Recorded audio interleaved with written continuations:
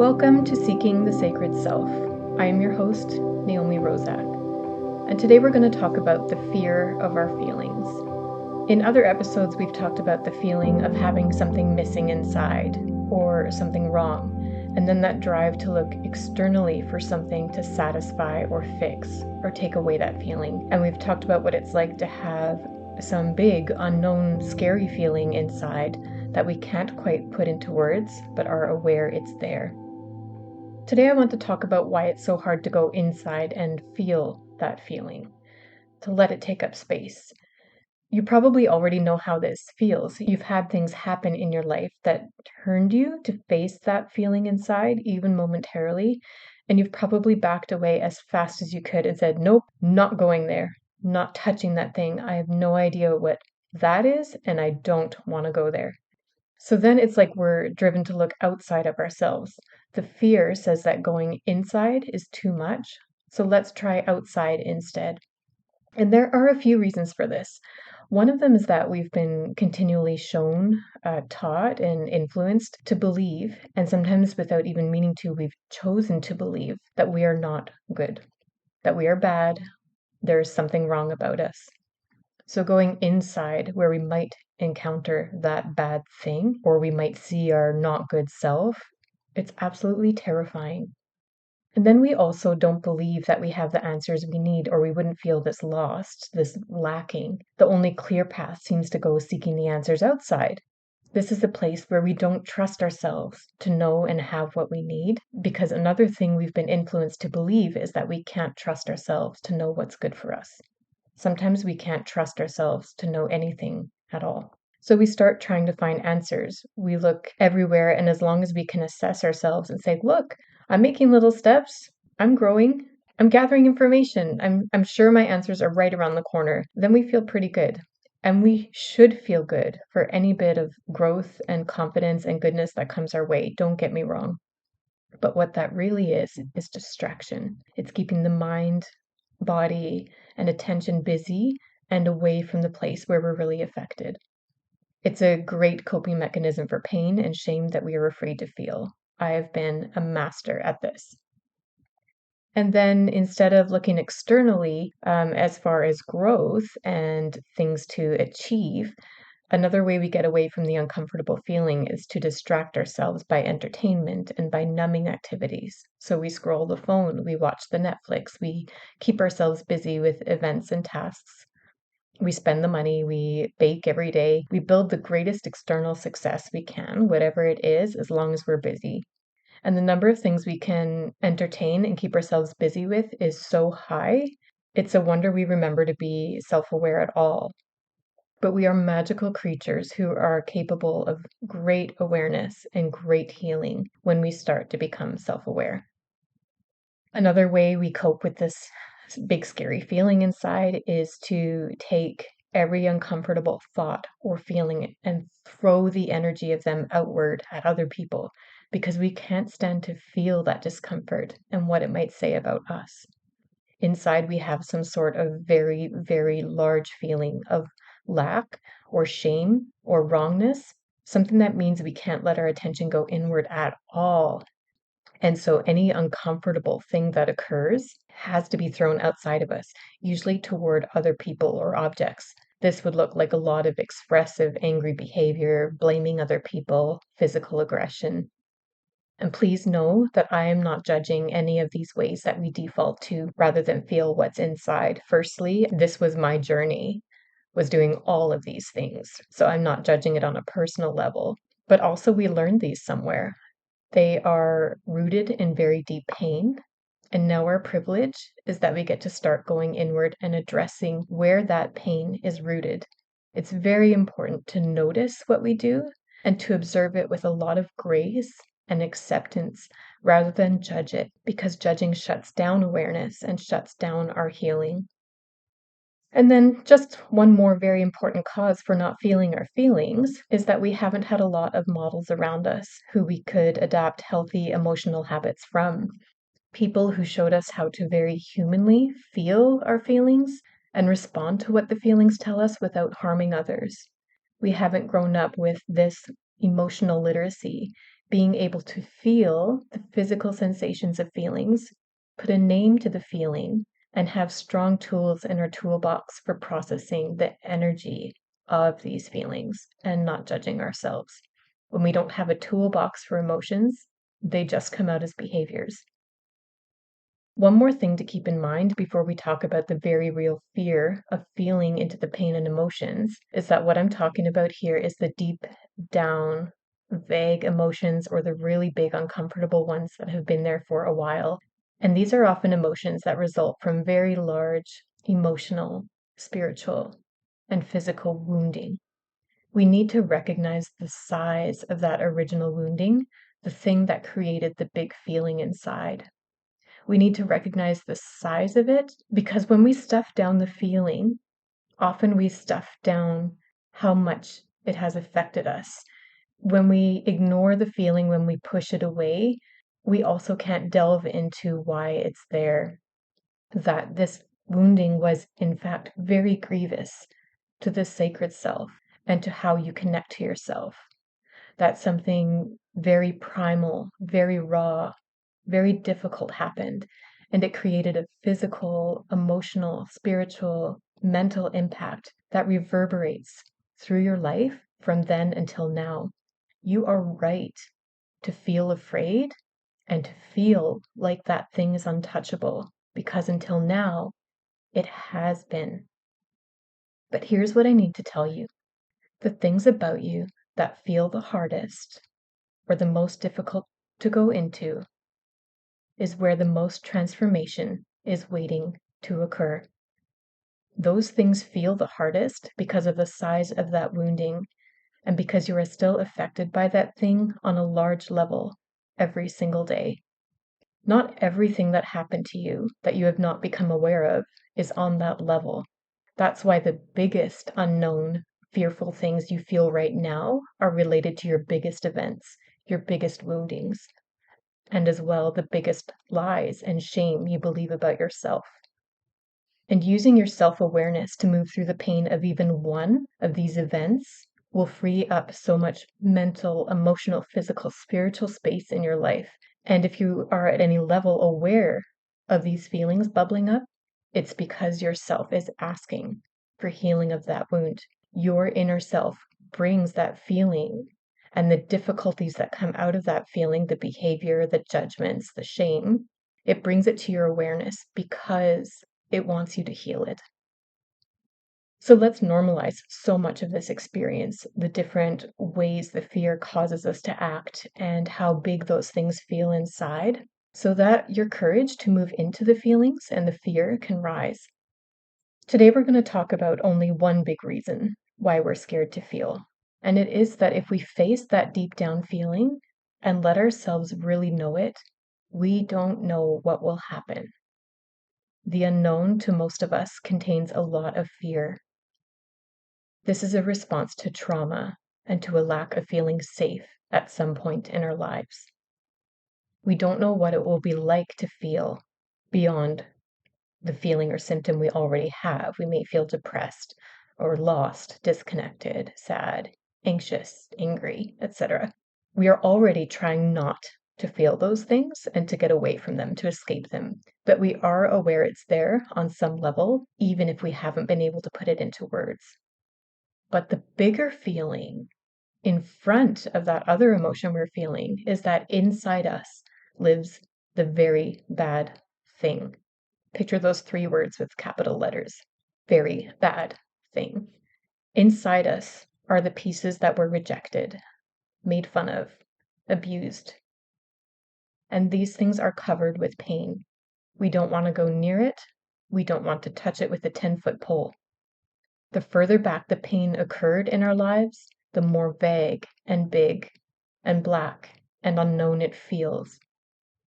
We may have disconnected from ourselves so far back that we almost don't know what or when it occurred, but we sense something is down there.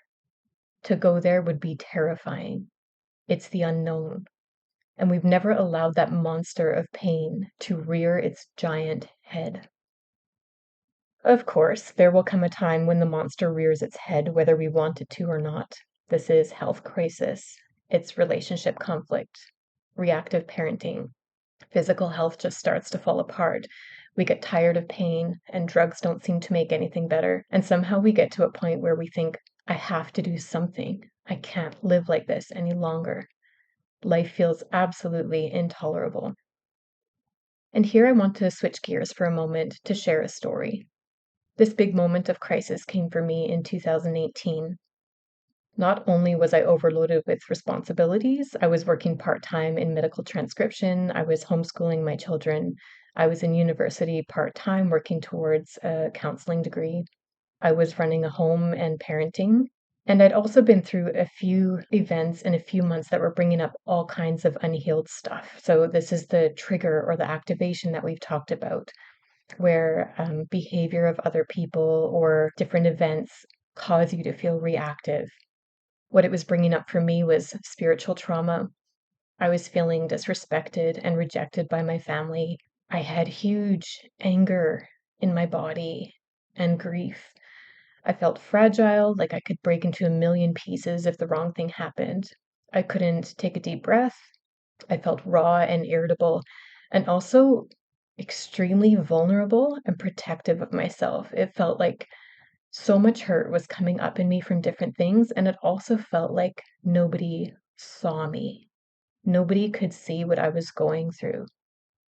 So I went to see someone for one of my symptoms, which was pain and tension around my left eye and feeling like that eye was not seeing, like my visual field was completely turned off, even though the eye had the ability to see. It just wasn't working right. And so I knew this person was a practitioner in like natural vision therapy. But unbeknownst to me, she was a healing mentor in the world of healing at an energetic level, which means on the level of awareness inside us with the whole resources of the mind, body, spirit, and world around us available to assist. This means mentoring people to sink into their own awareness and allow the symptoms, sensations, emotions, thoughts, everything they carry inside of them to rise to the surface and start speaking. And so the whole sacred self speaks in many ways. We've talked about some of them. For me, I also had a feeling of crinkliness going up my back at odd moments. Talk about a weird symptom that was. I had the eye shutting down. I had a giant frustration over how much was on my plate. And then I had the hurt and the anger over some unhealed stuff between myself and the family I grew up in. I had some trauma that hadn't been addressed that was bringing up a fear of the unknown and questions about whether I was safe in my life. So my healing mentor was Summer Bozahora, who is local to me here in Edmonton, Canada. And while she coached me to physically strengthen my eye muscles and do exercises that improved it physically, I also learned that the eyes and vision are very reactive to wounding events, to trauma and stress, any kind of tension in the body. The eyes reflect the spirit. We quickly figured out that my eye trouble was a direct expression of the state my body was in due to emotional pain. She helped me sink into my own awareness, almost as one would do in meditation, just an observance of what is happening inside versus outside. And notice there's a difference here between the meditation you might be familiar with, where we might focus on our breath, or we might notice our thoughts and let them go, or we might work to not think or notice anything. This is active meditation, where one allows things to come up and actually observes and interacts with it. So what I started to notice were images in my mind's eye, exactly the way you would see a memory or when you imagine something. And layered into the picture of the image were feelings and knowings, like I talked about in episode 4. And here's the part I want to share. In my second session with her, I came to know that there was a part of me that was asking for attention. It started with when I was doing yoga at home. Remember, I talked about how yoga was such a step for me in body awareness. And so what happened is, in between my first session with her and my second, I had been practicing yoga at home. And I started noticing internally in my own awareness that when I stretched out my left hip, I would get these swirly images of black and deep purple, and I would feel teary. I wanted to cry. So that was all I knew, and I would just breathe into the symptom a little bit, write it down in my journal. All it was black and purple swirliness, and wanting to cry. And so when I started my next session, that's where we started with awareness. So you can take this into your own story and know that anything that's coming up in you is important and is meant for your awareness, even if it seems random, even if you can't quite dig down into it and know what's behind it, or it doesn't go any further. Allow yourself to notice these things. Take note of them and ask them to keep showing up for you. Ask them to keep working so you can go deeper into them and they will start to tell you even more. You can interact with these things. You can ask them questions. You can allow them to expand. You can feel like what it would be to become this feeling, this swirliness, or you can allow yourself to express the feeling it brings up, like the tears, right? So we started the second session with that feeling of teariness and the swirls.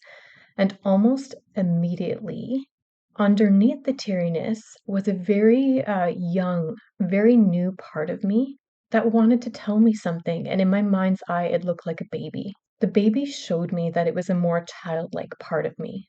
It was the intuitive, emotional, innocent side of myself, and it wanted to be a part of my life. It was a new thing that wanted to take up space inside of me. New because since I was a young child, although I was a deeply feeling person, I could only feel the heavy emotions.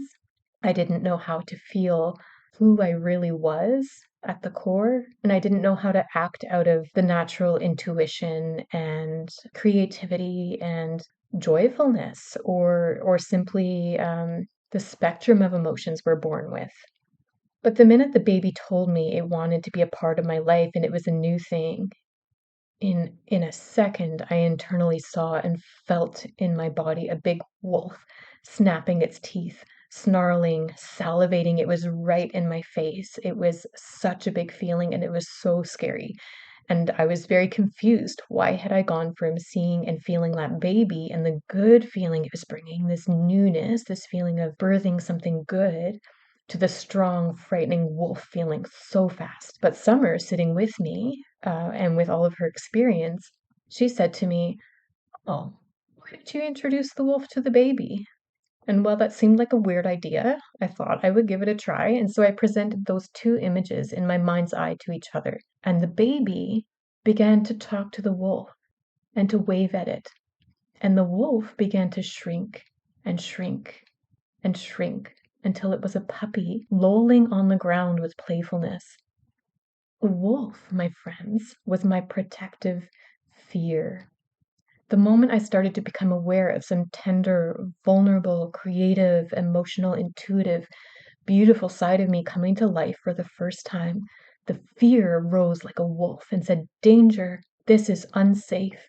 You should never pay attention to this part of you. If you let that baby out, it will harm you. People will not approve of you and you will be rejected," which has been one of the biggest fears of my life and the worst possible thing that could happen, and felt like it had already happened in some very big ways. You see, what we were digging into in that session was my fear of what other people think, my need to anticipate what everybody else is feeling, to please everybody else so that they couldn't be reactive to me, so that I could stay safe. A coping mechanism from trauma that had been in my life since I was a small child, one that I adopted after my parents' divorce because I was so afraid of the hard feelings of a family breaking apart and all the conflict it brought up in our house. I had disconnected from my soft, intuitive, emotional side as a child, instinctively feeling she was not safe in the world, especially in this post-divorce world. And now, when I wanted to see her again, when I needed her to help me heal, the fear still wanted to protect me. The fear knew that there was a chance that I could be rejected still, or again, if I let out this piece of my true self. See, if you're feeling an emotion bubbling up, no matter what it is, what you will also feel is fear, because there is a valid reason that you shut away a part of yourself, and it was that you believed this part of you was not safe in the world. So the fear is still there, giant within you, warning you away. The fear that was created at the moment of the big wounding event. The fear that was created when that feeling first popped up.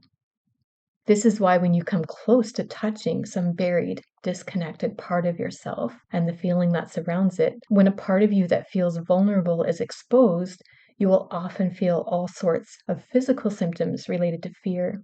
You may get a sense of choking, struggling to breathe, head to toe fight or flight adrenaline, tension, headaches, stiffness. I sometimes get a feeling of nausea, wanting to throw up when something I'm doing brings up vulnerability connected to my own woundings. This fear is very physical and very real. I've watched it with others in therapy, counseling, healing type sessions, that when they begin to talk about a certain thing, their hand goes up to their throat. They start to itch, they break out in rash. The mind body connection is very real. And our fear has an important job. It does it well. It wants to protect us. Even in releasing this podcast publicly in the last week, I've had 4 tension headaches on 4 different days, muscles seizing up my back in the same muscle pattern I get whenever I worry about how other people will respond to me. It starts the same way it did in the story I told. It starts in the left hip. It stiffens up the left side of my body, into my shoulder, up the left side of my neck, into my skull, and around my left eye. My body still responds to that pattern because I lived it my whole life. I have the extreme privilege of not having to live in that pattern very often anymore, but occasionally, when I get really vulnerable, when I get really exposed, parts of that Naomi that haven't healed yet, that haven't been seen for who she is, still get frightened. And that's when I have to feel into it myself and say, what is this about? What age is the feeling? What is asking for healing? What is asking for me to see, know, and feel it so that I can find more of my wholeness? So I have had to keep letting my self-awareness go there day after day to feel the fear and reassure it, and reassure the part of me that is exposed, letting herself be seen for who she really is, that she is okay and it's safe for her to be seen, that me, adult self, is right here and can see her needs and take care of her. And in fact, maybe it's even good and wonderful for this childlike, vulnerable piece of me to be seen, that she's not bad for being herself and showing herself. Fear is a part of you too, and it needs to be seen and acknowledged for what it does for you and for how it needs to be reassured. It's important to really name this fear, to talk about it, to get it out in the open and normalize how big this fear feels, how we feel it through our whole body, and that the way to heal is still to go into that fear, into that pain, and through it. I once went to an amusement park, Six Flags over Texas, and went on this roller coaster ride called Runaway Mountain. It takes you inside a 7-story rock structure, and you take the ride with all the loops and falls and spins in total darkness. You never know what's coming, but one second you're plugging up that long incline and you feel, kind of sort of okay. And then the next minute you'd pause at the top and your heart rises into your throat because you know next is the plunge and you're screaming before it even starts. Going into the fear inside of yourself and the big dark feeling may feel like taking a roller coaster ride in the dark or sinking down into a black mine with no lantern light. The size of the fear in the body can be staggering. And that's when we need to remember that going into the fear and the feeling behind it is where the healing is waiting. We're not doing this for no reason. We're doing this because we want to heal and we want to feel better. When we go into the fear, the pain, and then through them, we see and know this disconnected part of us, some vital, whole, wonderful piece of us that is waiting, just wanting to be found again, wanting to be embraced and known and seen and loved. What seemed like the monster was that protective piece behind which was waiting some innocent, lovable, childlike piece of us, just waiting to be found again. We are ready to see this whole shining true self that waits behind the fear.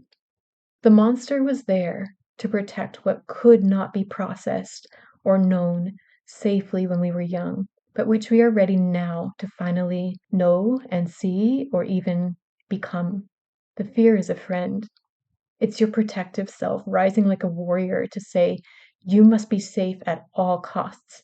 And you can remind it with your adult self, it's okay. Thank you for functioning so well. I'm here now as an adult. I have support and resources. I have someone to sit with me and help me if I need it, or I can sit with me all by myself. And I'm learning that it's okay to work through this stuff. So maybe, fear, you can take a back seat so I can get to know the part of me that didn't ever get to come out into the light and be with me. And then ask that whole new, lovable piece of yourself to come forward and be with you and share with you what you need to know. If today's words are tugging at you just a little, let's take a moment of awareness. Take a deep breath from behind your belly button and ask yourself what is happening in your body, emotions, thoughts right now. Anything counts. That's any physical imbalance, tension, physical symptom, any emotional experience, any thought that causes struggle or pain, any niggling sense of something not being right, even if you can't put your finger on it. And it includes anything in your environment that is bothering you, center front in your awareness. For any of these things, just hold your awareness there and know that the body works through all of these ways to get our attention. Can you trust that it is good and right and healing to let your attention go there? And that even if you don't feel it right now, you might be good and worthy of healing on the inside, and there might be something good waiting for you behind the fear. If this could be true, even in the smallest way, what could be possible for you and your healing? What could be possible for your future? If something better than you had ever imagined is waiting behind the fear. Thank you for listening today. If these episodes are speaking to you, please subscribe to the podcast. Please share it with a friend who might be going through exactly what you are and need to hear this. And I'll meet you here next time as we go a little deeper again.